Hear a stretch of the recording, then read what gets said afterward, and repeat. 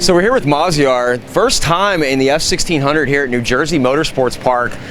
Come right out of sim racing and laying down track record laps. I think like 100th of a second off the track record now. How's the day going, man? Pretty good? Yeah, it's going really well. I love the car, and I know the track really well, but I feel like it's a certain mentality that I was at Bertle Roos all week doing laps around this, and it's kind of the mentality that there's certain ways to bring down your lap times, and there's certain ways to race that are just, it's fast, and it's not like you can just say go faster. There's certain things you have to do, and I'm happy. Yeah. The kid's been smiling all day. I mean, it was funny. This morning, you were kind of just like in a little zone. I don't know if you were awake yet or not before the first session. Just kind of a normal, person. And then got out of the car, and I don't think I've seen you without a smile since. That's it's been great. But you're doing great out there, man. So Bertle Roos, sim racing, and now this F1600 Pro car. A lot of people would say that, this new world of sim racing and things like that, but how do you think that prepares you for motorsports? Well, sim racing is great, but obviously it's got downsides, but not like people say. It's tire models. So there's a lot of things that go into real racing. There's heat. There's the track the way it is today, how oily it is. When was the last time it rained? Stuff like that.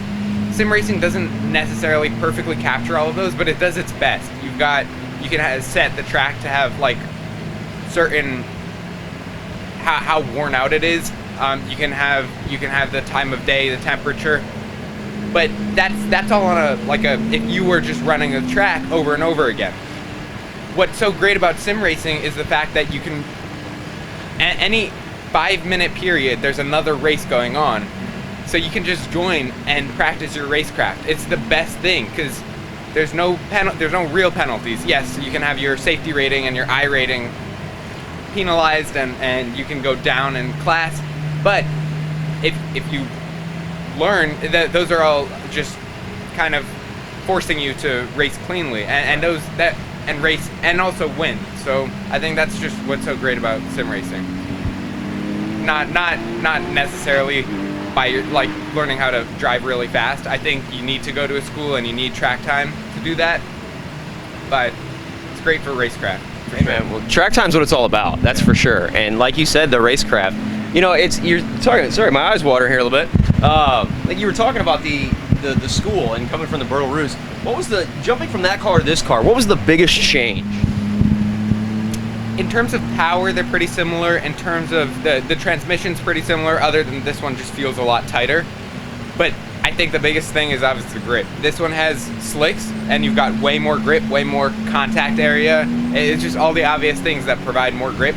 No downforce, unlike the Bertle cars. The Bertle Roos cars had front and back wings, couple aero elements all around.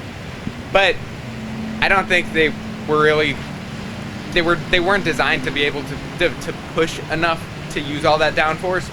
So it's kind of just the grip part of it, the tire grip part of it, and you have no other things preventing you from going fast. So I think it's a great car. It feels like you're really one with the car. It sounds cheesy, but you don't have downforce. It's not a cheater element, but it doesn't let you drive the car you want the way you want to drive it. No, that makes sense. And that's like you said, it's a different car, it's a different animal. You have more grip, and it's giving you almost 10 seconds on the racetrack here. That's a big jump on this small track at Lightning.